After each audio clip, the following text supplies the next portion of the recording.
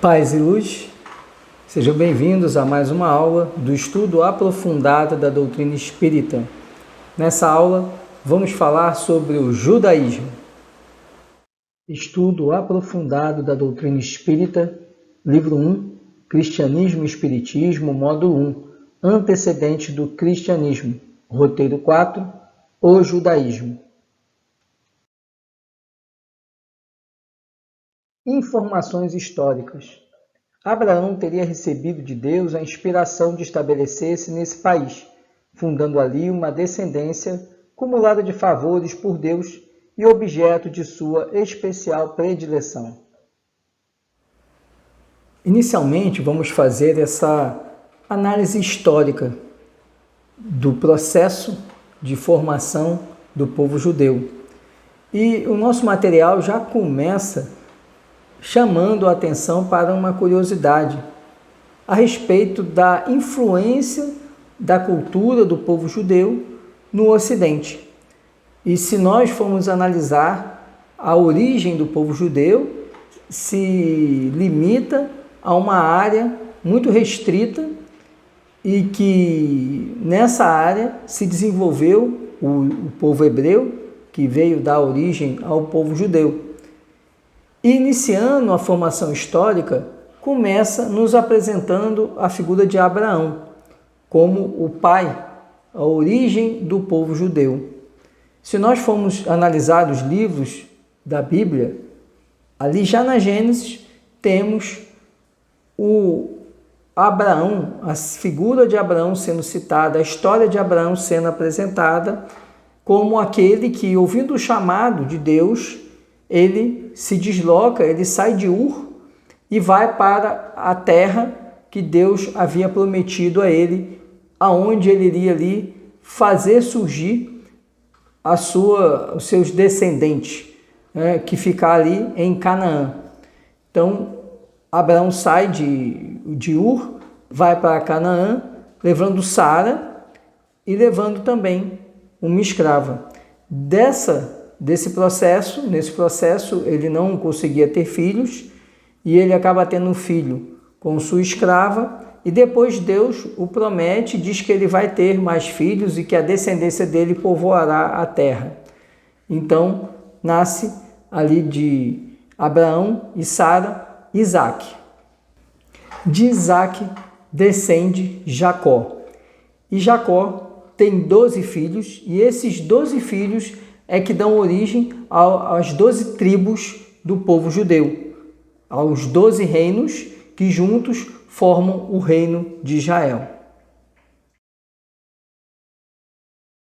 Os 12 filhos de Jacó, considerados legítimos descendentes de Abraão, formam as 12 tribos judaicas. Dentre esses 12 filhos de Jacó, temos a figura de José. E a figura de José é emblemática na história do povo hebreu, porque José, sendo o filho também de Jacó, era o preferido dele, embora ele não fosse o primogênito. Isso gerava entre os outros filhos de Jacó um certo ciúme. Em determinado momento, isso tudo está relatado na Bíblia, José tem um sonho. Nesse sonho, ele vê que os irmãos dele seriam estrelas e que ele estaria ao centro e todos reverenciariam a ele, como se ele fosse ali o ser supremo daqueles irmãos. Os irmãos então ficam ali enciumados por esse sonho, já tinham um ciúme de José por ser o preferido do pai Jacó. Então, em um certo dia, eles levam José para um trabalho no campo e eles resolvem, então, se livrar de José. Inicialmente haviam pensado em matá-lo, mas depois eles mudam de ideia e o vendem como escravo, levando as vestes sujas de sangue de animal para o pai, dizendo que ele, José, havia sido atacado por animais e sido trucidado. E assim José passa uma temporada de escravo depois ele vira prisioneiro no Egito, e após esses períodos, em razão de um sonho do faraó, que José consegue interpretar, José ganha liberdade, e não só ganha liberdade, como passa a ser o segundo homem mais poderoso do Egito. Passa a governar o Egito apenas abaixo do faraó, apenas subordinado ao faraó. Nisso surge a seca, que era uma das previsões no sonho do faraó que ele consegue desvendar, José desvenda, e o povo hebreu então se vê em penúria e fica sabendo que no Egito, o Egito está atravessando um período de prosperidade, apesar de toda a seca, de toda a dificuldade das regiões ali que ficavam localizadas naquela parte do planeta.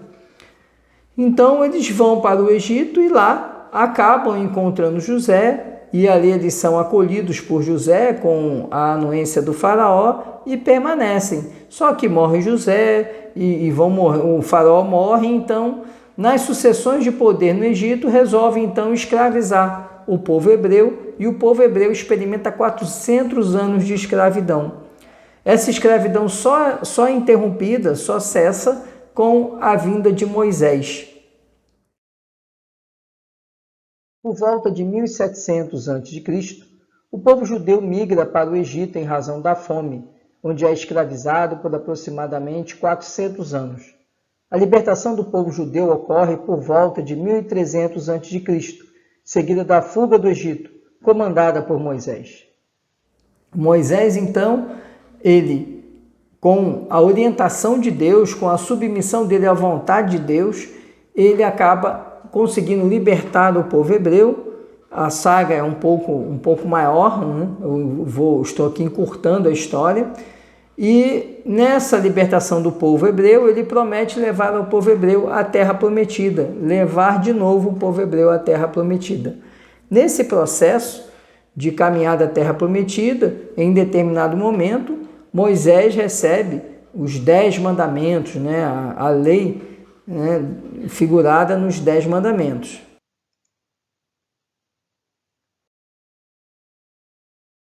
Durante a peregrinação pelo deserto, Moisés recebe as tábuas da lei, também chamadas Decálogo, ou 10 mandamentos, no Monte Sinai.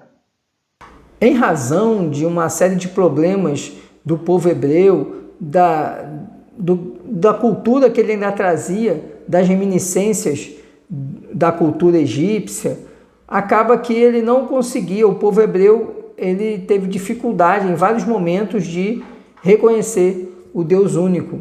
E em razão disso, Deus fez com que eles passassem 40 anos no deserto. Deus diz que apenas a geração seguinte é que chegaria à terra prometida. Aqueles que ali estavam, inclusive Moisés, não colocariam os pés na terra prometida. Moisés chega a ver a terra prometida, mas morre antes de chegar lá. E então ele nomeia, antes de morrer, nomeia Josué, o seu sucessor na liderança do povo hebreu. A partir do momento que Josué assume, eles chegam à terra prometida e aí eles dividem o território de Israel entre as 12 tribos, entre os 12 reinos de Israel. Só que há um problema. Muitas das partes desse território, da terra prometida, eram ocupados por outros povos. Então, o povo de Israel precisa o tempo todo estar em guerra para garantir a sua hegemonia em relação àquele território. Com o passar do tempo, a morte de Josué, vão sendo sucedidos então os chamados juízes, que eram os governantes, os representantes de cada tribo, de cada reino, que tinha esse papel de governar e de manter a unidade do povo judeu.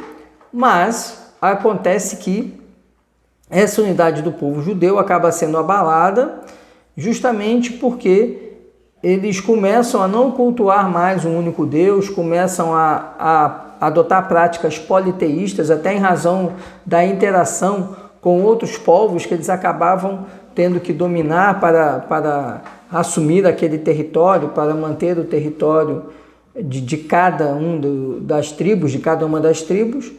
E com isso chega um momento em que eles são novamente atacados e nesse processo eles são expulsos de Israel, mas depois eles retomam, isso já mais ou menos 500 anos antes de Cristo, eles passam cerca de 200 anos nesse processo de guerra, de fuga e de retorno.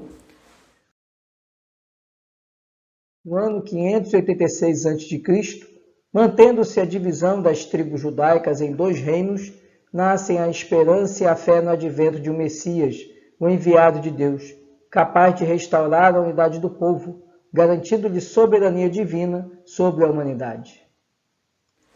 E depois chega o momento ali, o período da vinda do Cristo. E nesse período da vida do Cristo é um período em que o Império Romano ele toma as terras da Judéia. Então o povo de Israel continua no seu território, mas sob a orientação, sob o governo do Império Romano.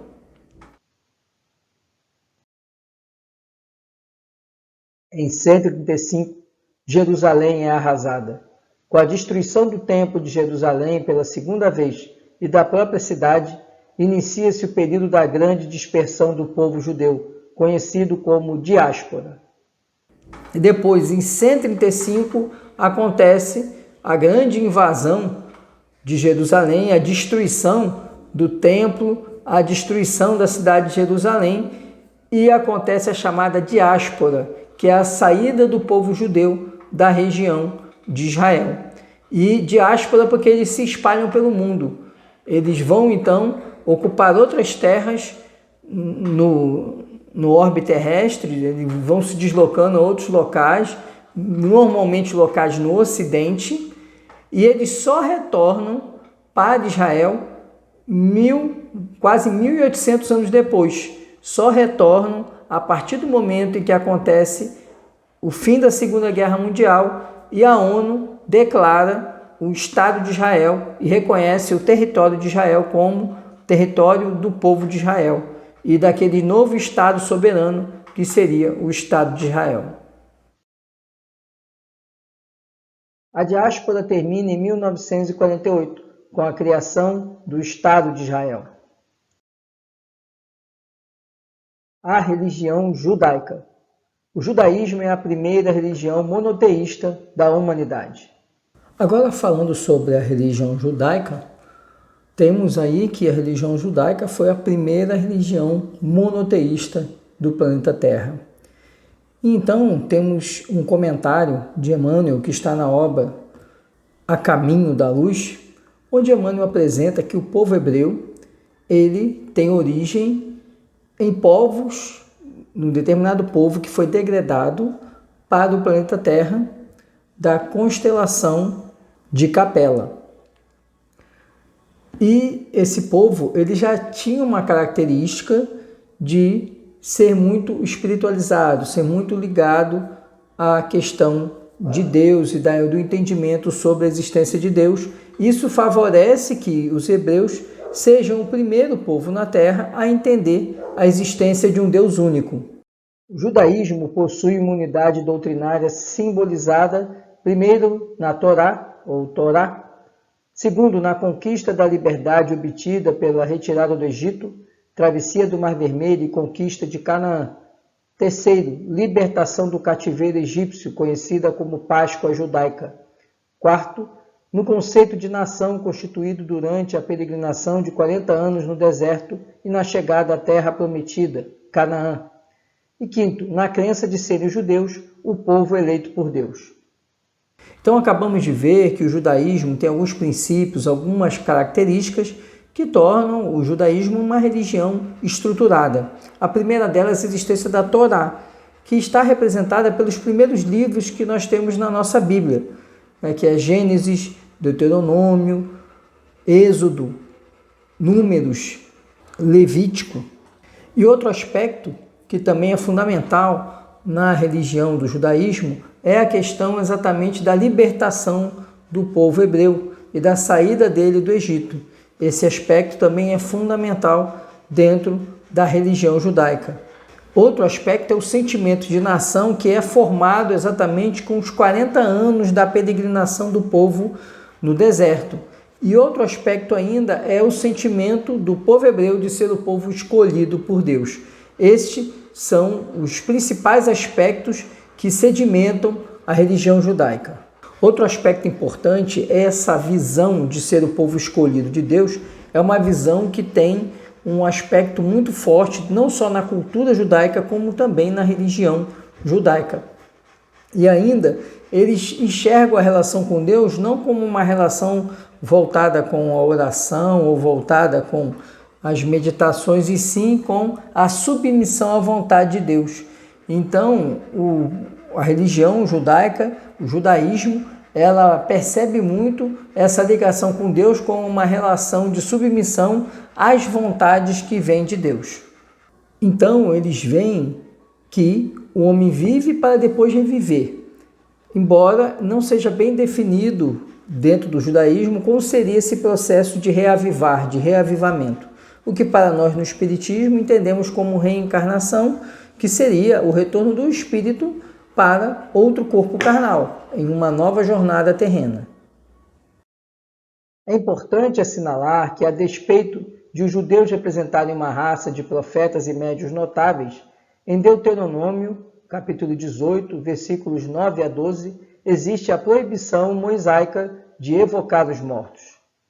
Essa questão da proibição da lei mosaica de diálogo, de conversa com os mortos é muito interessante, principalmente para nós dentro do Espiritismo. Primeiro porque se existe uma proibição é porque algo é possível, é factível, ocorre.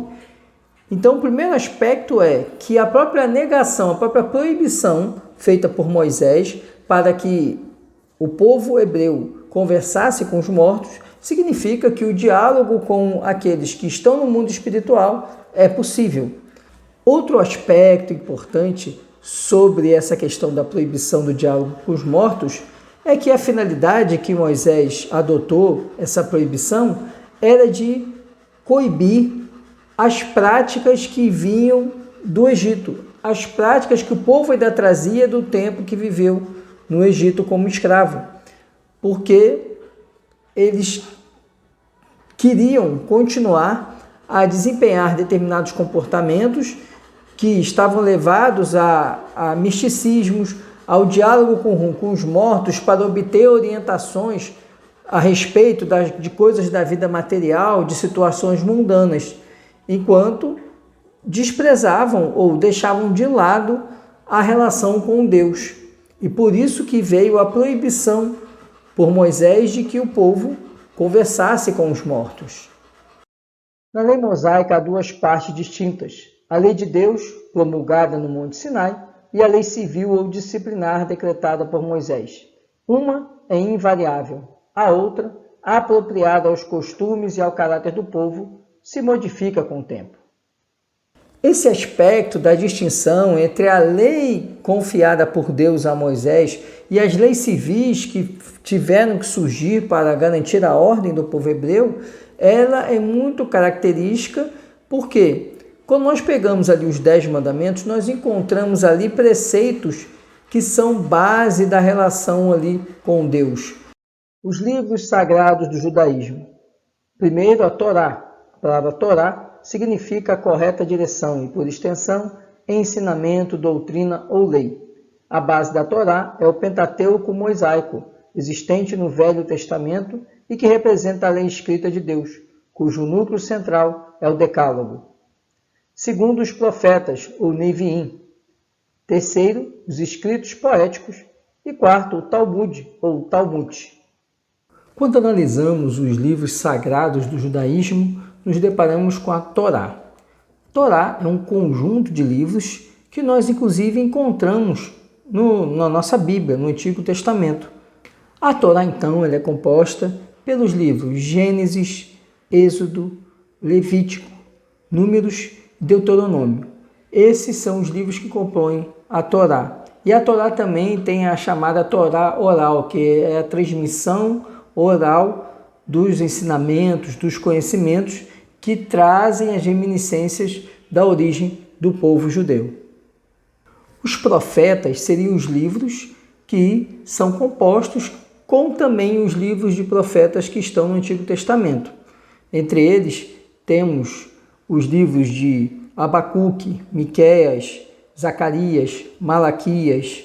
Esses são os livros que compõem os profetas, que fazem parte também da bibliografia dos livros que compõem o judaísmo. Nos escritos poéticos nós encontramos outros livros, como os Salmos, do livro de Jó, que também compõem a grande bibliografia do judaísmo. E o último livro é o Talmud, ou Talmud, que é o principal livro do judaísmo, que compõe ali as principais obras, os principais pensamentos, a principal filosofia do judaísmo está concentrada neste livro. A Cabala judaica e o calendário religioso. A Cabala é uma das correntes místicas do judaísmo. O judaísmo possui um calendário litúrgico ou religioso conhecido como Círculo Sagrado, cujas festas principais são o Rosh Hashanah, no Ano Novo, o Yom Kippur, o Dia da Expiação, Pesach, que é a Páscoa, e Shavuot, que é a Festa das Semanas. Já a Cabala faz parte de uma corrente mística dentro do judaísmo. É muito conhecida aqui no Ocidente, principalmente no meio artístico. De vez em quando nós ouvimos falar de artistas que estudam a Cabala, aplicam, praticam a Cabala, embora não sejam propriamente judeus. Mas a Cabala tem esse componente místico que tem origem dentro do judaísmo. Então a Cabala é algo que está dentro do judaísmo, dentro de uma corrente do judaísmo, mas é uma corrente mais mística, né, que faz esse estudo e aplicação da Cabala. A Cabala era tida como uma ciência secreta dos judeus. Ela só podia ser estudada por homens e acima dos 40 anos. Havia uma série de limitações para o estudo e a prática da Cabala. A Cabala ela tem basicamente 32 caminhos da sabedoria, e esses 32 caminhos da sabedoria devem ser estudados e compreendidos para que o indivíduo ele adquira, né, o pleno conhecimento, o pleno saber que a Cabala oferece. A Cabala se propõe a oferecer ao estudioso, ao praticante, a capacidade de conhecer tudo do universo, conhecer da origem, conhecer a origem do bem, do mal, ou seja, assumir e dominar o total conhecimento do que há no mundo. A respeito do calendário do judaísmo, o judaísmo tem algumas festas que são principais, são fundamentais, né? O Rosh Hashanah, que é o Ano Novo, né? É a comemoração do dia do aniversário da criação do mundo. A concepção de Ano Novo para eles é essa, então eles comemoram o dia que teria sido criado o mundo. O Yom Kippur é um dia mais sagrado para os judeus, onde os adultos têm que ficar 25 horas nas sinagogas em jejum. A Páscoa é comemorada no dia 14 de abril e eles comemoram exatamente o momento da saída do povo judeu do Egito, o momento da libertação do povo judeu da escravidão do Egito. E o Shavuot, que é uma festa comemorada em maio, que é a principal festa para os judeus, porque ela comemora o dia que Deus teria entregue a Moisés os 10 mandamentos. Finalizando aqui a questão do judaísmo, um aspecto que nosso material aponta é que para o judaísmo, Jesus não era o Messias que é esperado, que os judeus acreditavam que viria, porque esse Messias, segundo os profetas, ele viria, né, de um certo poder numa nuvem, e com esse poder ele faria com que o povo judeu dominasse o mundo inteiro, reunindo as 12 tribos e tornando o povo judeu o povo mais forte no mundo. E o que eles entendem é que Jesus seria apenas mais um profeta e não seria o Messias. Isso se deve a essa visão que eles carregam de serem o povo escolhido por Deus e, de certa forma, esse orgulho que Cristo, inclusive, alertou enquanto esteve em meio a eles, é que fez com que eles não percebessem que Jesus era, sim, o Messias e o Salvador, e era aquele que vinha libertar o homem da escravidão da matéria e apresentar ao homem o verdadeiro reino, o reino espiritual, o reino de Deus. Esse, então, era o teor do nosso estudo, dessa aula da semana. Desejo que todos avancem, estudem, leiam o nosso conteúdo que tem na apostila do ERJ e desejo encontrá-los na nossa próxima aula, na semana que vem. Muita paz e muita luz.